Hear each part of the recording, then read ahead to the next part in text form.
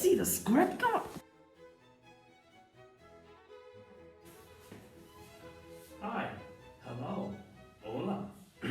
My name is the chemistry N.D.N, and today we are talking about in my talk show, by the way, chemistry talk show, twitch.tv.com, chemistry talk show, by my show, Amazon.com/chemistry talk show with chemistry N.D.N, and today we're gonna be talking about Group A, otherwise known as noble elements.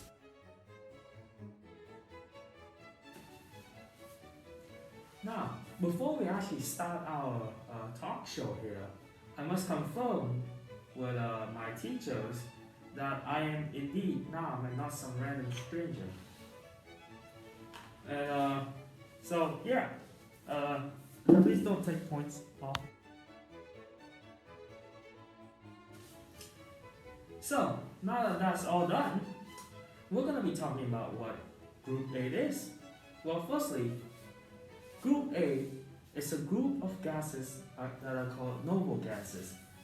They are tasteless, they're odorless, they're smellless, and they're not visible at all. They're also very stable because each of them have a full outer shell, with all of them being 8 except for helium, which is 2.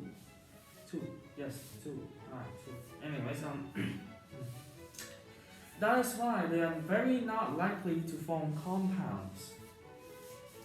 Also, each noble gases, when put inside a vacuum tube or electric current, or like a gas tube thing, like you know how neon lights are, yeah. Each of them have a distinct and different color as well, which is very interesting. Okay, so we know about noble gases, but what are the specific ones? Is what you might be asking. Well, let's get into it. We're talking about our first element, helium. So, helium, you might have heard of it before. You use it for balloons. You use it to make your voice go super high for some reason. And people also use it, people also need it in certain machines when they go underwater, especially to a specific depth. They have to use helium in order to survive. So, helium is extremely common. The atomic number is 2. It is the second element in the periodic table, and it has the lowest melting point and boiling point out of all the elements. All of them.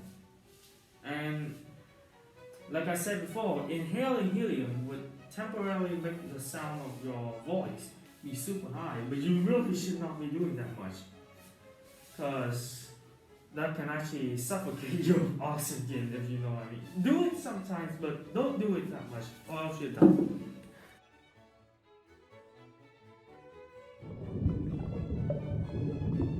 This is me underwater, using helium to survive down here at a certain depth.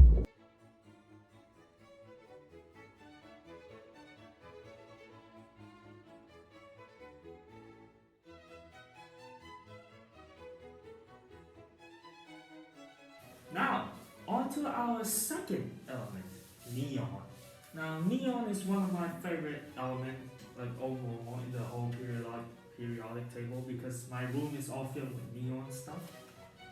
But let me just rub my chin right there. It is the second to lightest element with helium staying on top. It has the atomic number of 10. And when neon is put in a vacuum tube, like I said before at the start, where electric currents can go through, it will give out an orange light, an orange or red light. However, this light can be changed if you mix neon with other with other substances such as mercury, where the That's where you get all the rainbow stuff from. Neon is also the most the most used for like signs and lights and all that. If I bet you that whenever you walk outside, you have to see at least a neon sign at least once. That's how common they are nowadays. In places such as Las Vegas and California, they are basically the light of the city. The name actually comes from the word new, strangely enough. A neon is also used in laser diving equipment, among with other many other stuff.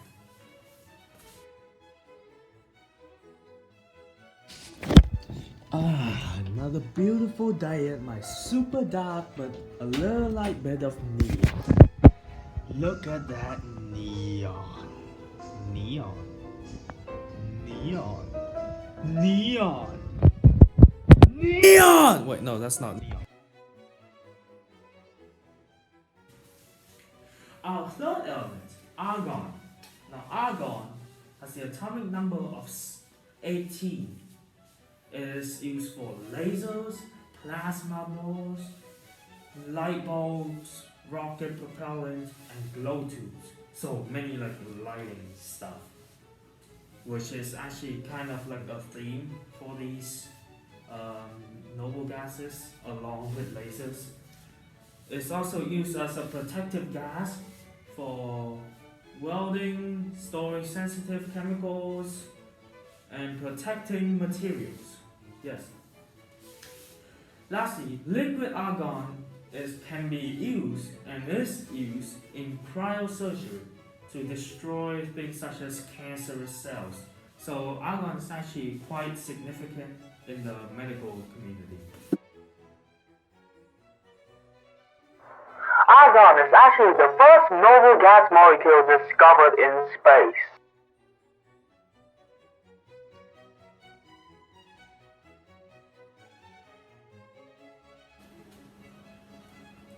Okay, before I continue on to the fourth element, please do not mind the background change. It's definitely not because my computer ran out of battery or anything. But anyways, fourth element, Krypton. You might have heard Krypton from the show from that one guy named Superman. That's his hit planet, I think. I don't actually watch Superman, the guy with the big S on his suit thing. But anyways, it has the atomic number of 36. And before I say any of that, it's an actual element, by the way, in case you didn't know, and not just some random planet. But yeah, it is used in the flash lamps of high-speed cameras. If it is mixed with argon, it can be filled in energy-saving fluorescent light bulbs. It can also help with food packaging industries, and the noble gas is also used for the sterilization of fluids. And yeah.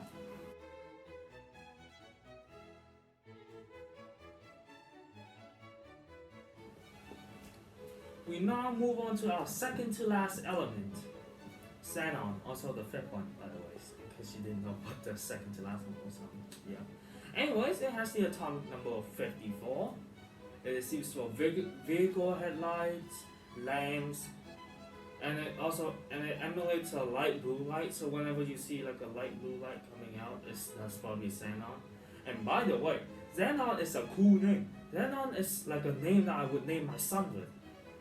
It's just that, I don't know, it sounds kind of weird as well. But, anyways, it is also used in nuclear energy plants and for filling television and radio tubes.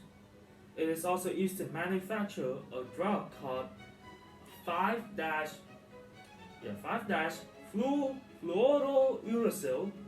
I nailed that. I sucked at pronouncing that before. Thank you.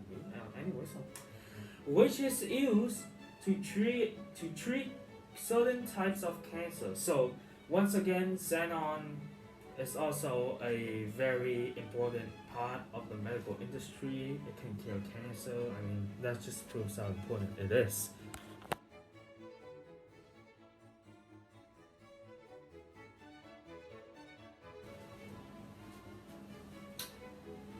On to our sixth element, radon. Radon has the atomic number of 86. It is in the air everywhere, like everywhere. you're breathing it in every day. People everywhere on earth are breathing it in every day. However, too much can actually lead to lung cancer.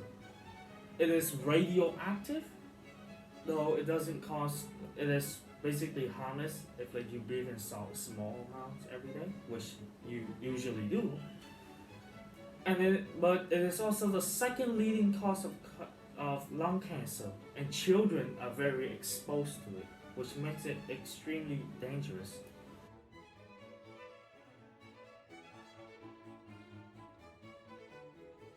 Now, remember what I said before about xenon being the second to last element? Well, I actually was wrong. In 2002, Russian scientists found our seventh element, Ogasi. Oh, oh god, I can't pronounce this right. Please give me a moment. Organeson. Okay, organeson. There you go. Thank you. Thank you for your moment. Yeah. Anyway, the atomic number for this element is 118, and while organeson has actually no practical use yet because it was discovered so recently, well, as in 18 years ago, but that's still recent compared to other elements that are found hundreds of years ago. Organeson, similar to radon, is also radioactive.